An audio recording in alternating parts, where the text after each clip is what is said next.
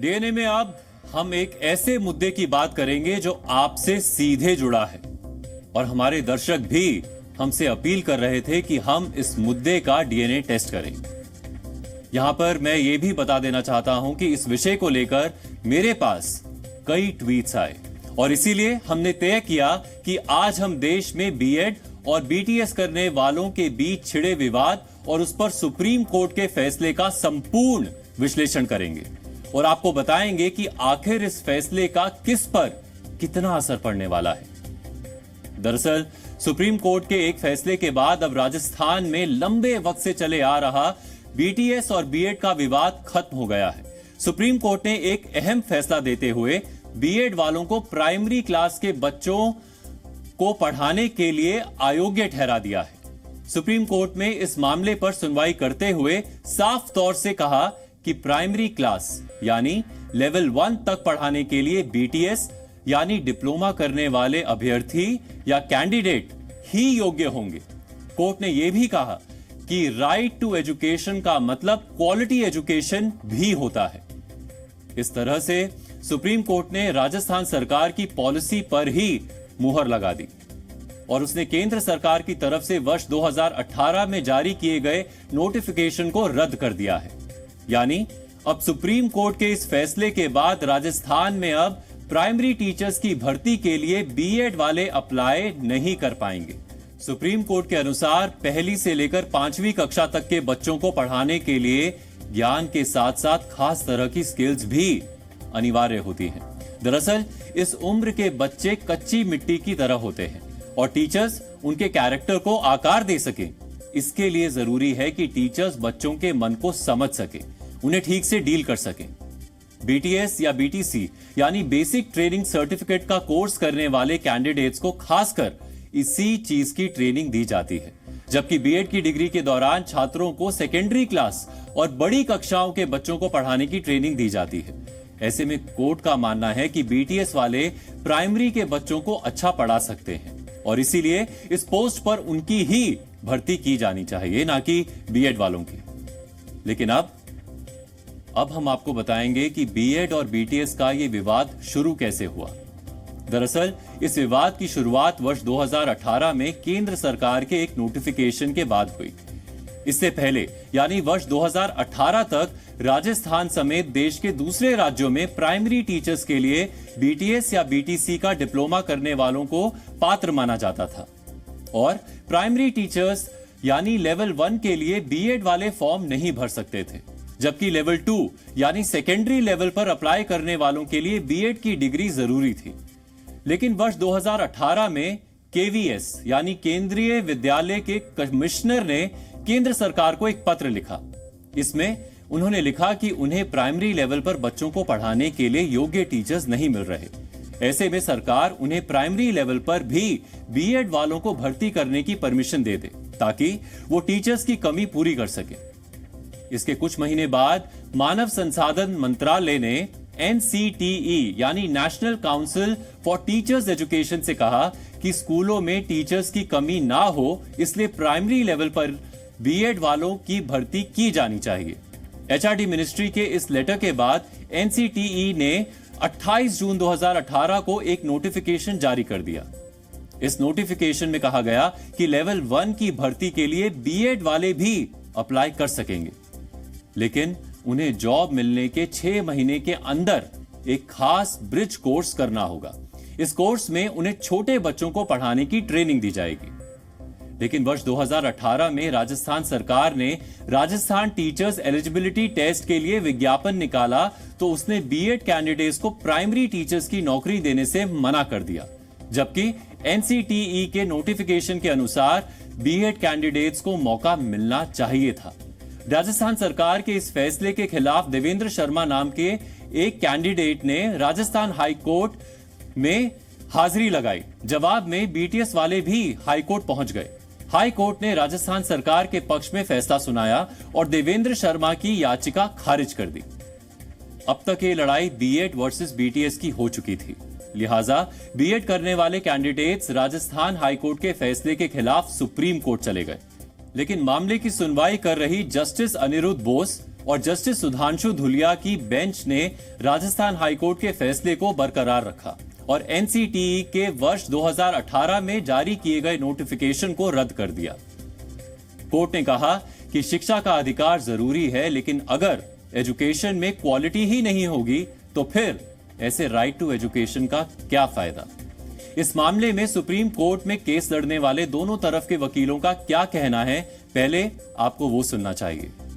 Right to education के अंदर right to quality education भी शामिल है। राइट टू क्वालिटी एजुकेशन ये कहता है कि हर बच्चे का अधिकार है कि उसे एक उच्च शिक्षित टीचर मुहैया कराया जाए।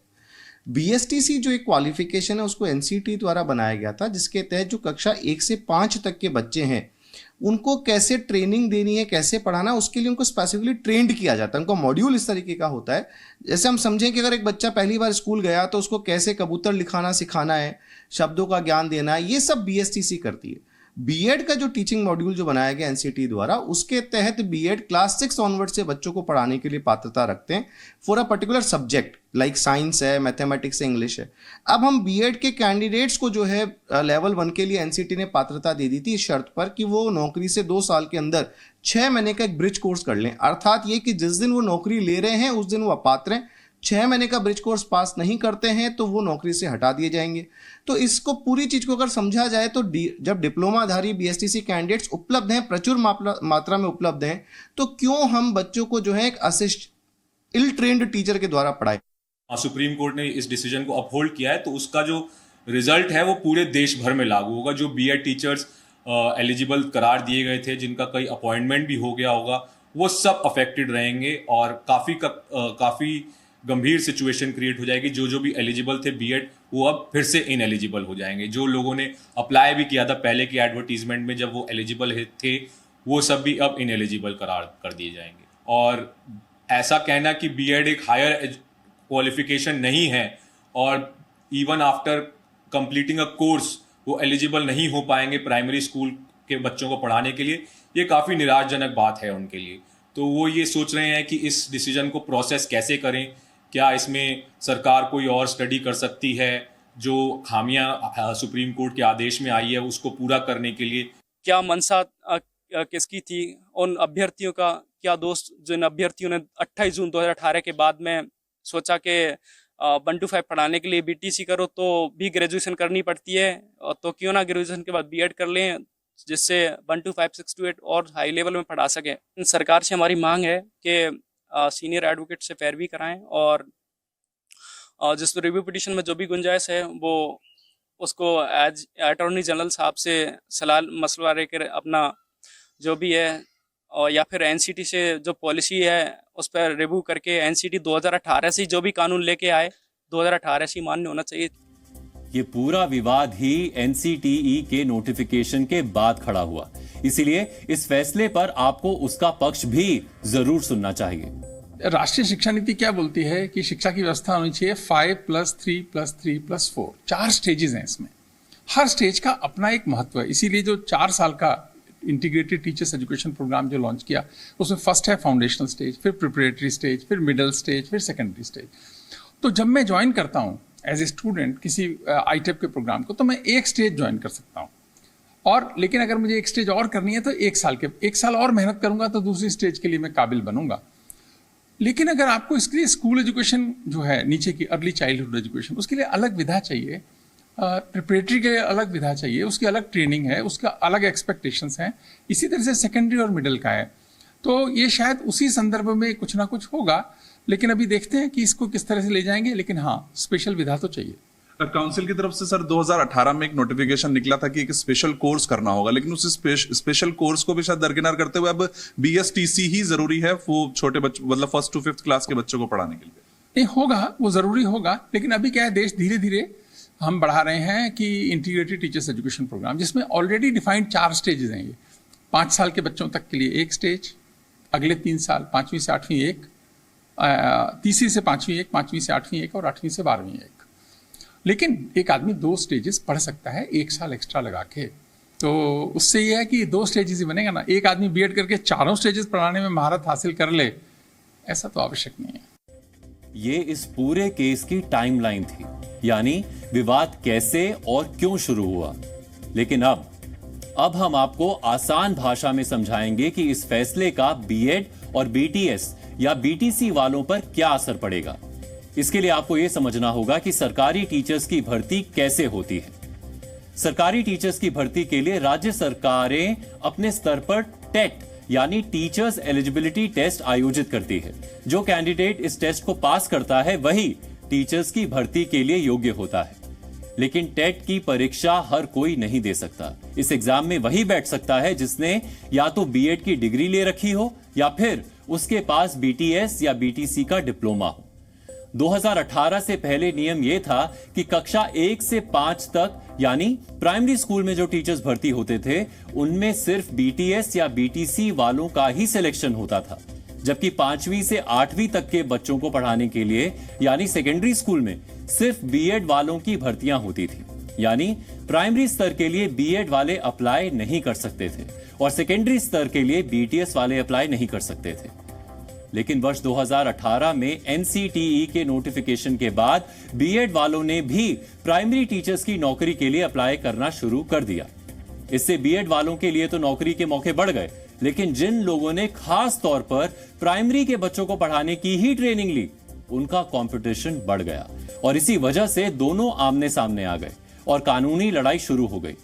यानी सुप्रीम कोर्ट का फैसला बीटीएस वालों के लिए खुशी तो बीएड वालों के लिए गम की वजह बना और इसे आप हमारी इस रिपोर्ट के जरिए आसानी से समझ सकते हैं। संघर्ष कर रहे 4 साल से किया तो सभी को लगा कि भाई इनका हक है और वास्तविक में हमारा हक था, तो वो हमें सुप्रीम कोर्ट द्वारा मिल गया है।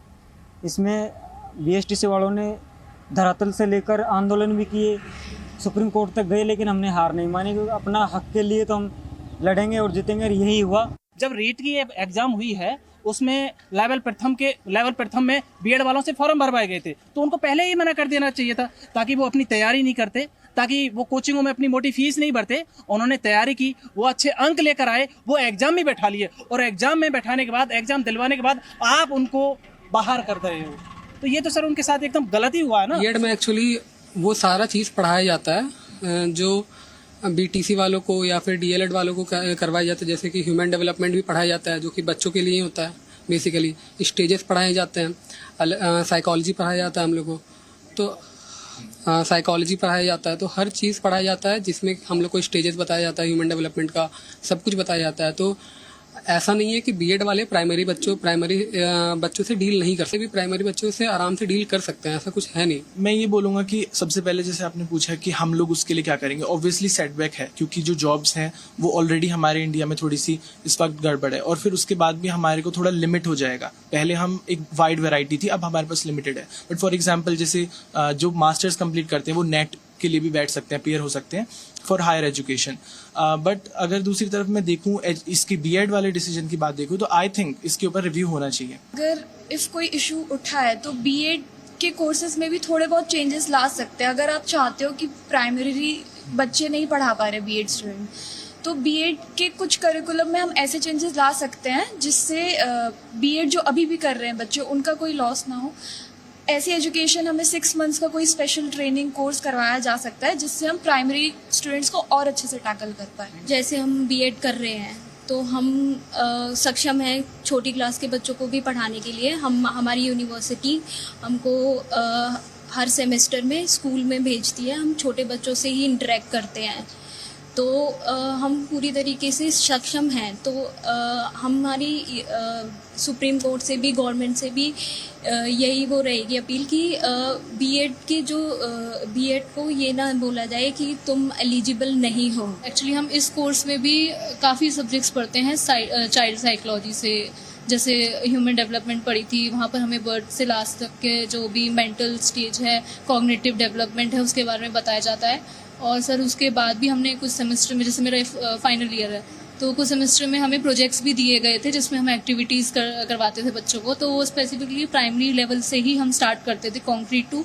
फिर हम मुश्किल लेवल में जाके समझाते थे। आए ही इस चीज़ के लिए कि हम पढ़ा सके बच्चों को, और अगर उस चीज़ में हमें डिनाई कर दिया जाएगा तो फिर तो हम क्या ही करेंगे। आप डॉक्टर की बात बोले तो डॉक्टर अगर कार्डियोलॉजिस्ट है तो उससे पहले उसने एमबीबीएस करा होगा, तो एमबीबीएस वो करा होगा तो वो जानता है कि हमको कौन सी मेडिसिन और कब क्या देना है। तो वो स्पेशलिस्ट तो 5 साल के बाद होता है, ये मैं भी इतना जानता हूँ। सो बीएड वाले भी आप इसको कोरिलेट करना चाहते हैं तो बीएड वाले ऐसे भी हैं कि वो कहीं ना कहीं वो प्राइमरी को भी हैंडल करना जानते हैं और मिडिल को भी हैंडल करना जानते हैं, तो इसमें मेरे को कोई वो नहीं लगता है। हाँ, ये हो सकता है कि केवल एक लोगों के लिए एक मार्जिनलाइज कर देना एक कोर्स के लिए वो कहीं ना कहीं गलत है।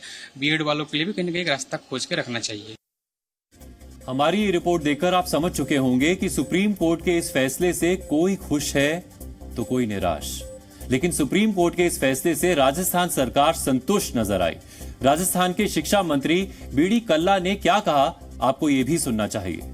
देखिए, इसमें माननीय सुप्रीम कोर्ट ने जो भी फैसला दिया है उस फैसले की क्रियान्विति करेंगे, क्योंकि आप जानते हैं कि ये सर्वोच्च न्यायालय है। सर्वोच्च न्यायालय में जो भी फैसला होता है उसको सभी लोग मानते हैं। चलिए, अब हम आपको इस तस्वीर का एक दूसरा पहलू दिखाते हैं। भारत में करीब 7,000 ऐसे कॉलेज हैं जहां बीएड की पढ़ाई होती है और हर वर्ष करीब 1.5 लाख छात्र यहां से बीएड की डिग्री हासिल करते हैं। इसके बाद ये कैंडिडेट्स टीचर्स बनने के लिए अलग अलग एग्जाम्स देते हैं। कुछ यही हाल डिप्लोमा करने वाले बीटीसी और बीटीएस के कैंडिडेट्स का भी है, लेकिन इनमें से ज्यादातर ऐसे होते हैं जिन्हें सालों तक नौकरी नहीं मिलती और नौकरी के लिए कईयों का इंतजार तो कभी खत्म नहीं होता। ये हाल तब है जबकि देश भर में टीचर्स की लाखों पोस्ट खाली पड़ी है। केंद्र सरकार की तरफ से संसद में दी गई जानकारी के अनुसार वर्ष 2020 से लेकर वर्ष 2022 तक देश के लगभग सभी राज्यों में शिक्षकों की लाखों पोस्ट खाली रह गई थी, यानी इन पदों पर किसी की भर्ती नहीं हुई। आंकड़ों के अनुसार बिहार में वर्ष 2022 से 23 में कक्षा 1 से लेकर 8 तक के शिक्षकों की 1,87,209 पोस्ट खाली थी। यह हाल तब है जबकि बिहार में छात्रों और शिक्षकों के बीच का अनुपात सबसे खराब है और वहां 50 से 60 छात्रों के बीच सिर्फ एक टीचर है। इसी तरह उत्तर प्रदेश में भी 2022-23 में कक्षा 1 से 8 तक के टीचर्स के 1,26,000 से ज्यादा पद खाली हैं। झारखंड में भी 2022-23 के दौरान कक्षा 1 से लेकर 8 तक के शिक्षकों की 74,357 पोस्ट रह गई, यानी सरकार को इन पोस्ट के लिए योग्य कैंडिडेट्स नहीं मिले। मध्य प्रदेश की बात करें तो उसमें भी इसी दौरान शिक्षकों के 69,667 पद खाली रह गए। इसी तरह राजस्थान में भी फिलहाल शिक्षकों के 25,369 पद खाली हैं, यानी एक तरफ तो बीएड और बीटीसी वालों को नौकरी नहीं मिलती, जबकि दूसरी तरफ आज देश भर में टीचर्स की भारी कमी है। सुप्रीम कोर्ट के फैसले का राजस्थान के बीएड पास कैंडिडेट्स पर खास असर नहीं पड़ेगा, क्योंकि राजस्थान ने एनसीटीई का आदेश माना ही नहीं था। लेकिन जिन राज्यों में बीएड पास लोग प्राइमरी टीचर बन चुके हैं, अब उन्हें अपना भविष्य खतरे में नजर आ रहा है। पहली बार बोला गया कि एग्जाम दीजिए, हमने एग्जाम दिया सर, हम क्वालिफाई कर गए। फिर दूसरी बार बोला कि नहीं ऐसे नहीं होगा, आपको 60-40 का नियम लागू करेंगे और हम जो है जो अच्छा नंबर लाएगा उसका हम सिलेक्शन करेंगे। हमने फिर से एग्जाम दिया और फिर से एग्जाम को पास किया सर। अब उसके बाद सरकार जब हमको ज्वाइनिंग देने की बारी आई तो अब बोलते नहीं, तुमको बीपीएससी से पास करना पड़ेगा। फ्यूचर तो बहुत सारा अनिश्चितताओं से भरा हुआ है, क्योंकि हम लोगों को प्राइमरी में सोचे थे कि जब किए थे बीएड एडमिशन लिए थे तो हम लोग ये सोच के लिए थे कि कम से कम प्राइमरी में हम लोग को मौका मिलेगा, क्योंकि उसमें वैकेंसी भी ज़्यादा रहती है, उसमें ज़्यादा अपॉर्चुनिटी मिलता है। और हम लोग सर स्टेट में भी इस बार एलिजिबल नहीं हो पा रहे हैं, तो सर हम लोग इस बार कहीं से हम लोग को कहीं कुछ उम्मीद नहीं नजर आ रही है। सिलेबस हम लोग डीएलएड में जो भी है, जो भी थ्योरी पढ़ते हैं, जो भी थिंकर के बारे में, वो बीएड में भी लगभग कॉमन ही है। तो पढ़ाई जब मिला जुला के एक ही है तो हम लोग को भी मौका मिलना चाहिए था। पर ये गवर्नमेंट को ये देखना चाहिए, सुप्रीम कोर्ट जजमेंट देने से पहले दोनों का डीएलएड का सिलेबस और बीएड का सिलेबस सामने में रख के दोनों का इवैल्यूएशन करना चाहिए। क्या है, दोनों में मटेरियल एक है तो उसके अनुसार से वो अपना जजमेंट देना चाहिए। पूरी शिक्षण व्यवस्था एक तो ऐसे भी विद्यालयों में जो है शिक्षकों की जो है भारी कमी है। पिछले कई सालों से जो है रिक्रूटमेंट हुआ नहीं, बहाली हुई नहीं है, और अगर अब उनको हटा दिया जाएगा तो ये तो अपने आप में एक जो है समस्याओं का एक बाढ़ आ जाएगा। आज हमने आपको बीएड वालों का भी पक्ष दिखाया और बीटीसी वालों से भी बात की। दोनों पक्षों की अपनी अपनी दलीलें हैं, अपनी अपनी मजबूरियां हैं, लेकिन आज जो हालात हैं इसके पीछे सरकारों की नीतियां भी कम जिम्मेदार नहीं है। देश के कई राज्यों में टीचर्स की भर्ती के नियम बार बार बदलते रहते हैं। हर सरकार अपने नियम लागू कर देती है। इस वजह से छात्रों के बीच भी कंफ्यूजन रहती है। कई बार तो छात्र वर्षों से तैयारी करते रहते हैं, लेकिन जब परीक्षा की बारी आती है तो उन्हें मौका ही नहीं मिलता। और इस बार बीएड वालों के साथ भी यही हुआ। ऐसे में जरूरी है कि इस तरह के किसी भी बदलाव से पहले सभी पहलुओं पर अच्छी तरह विचार कर लिया जाए, ताकि कोई भी नौजवान खुद को ठगा हुआ महसूस ना करे।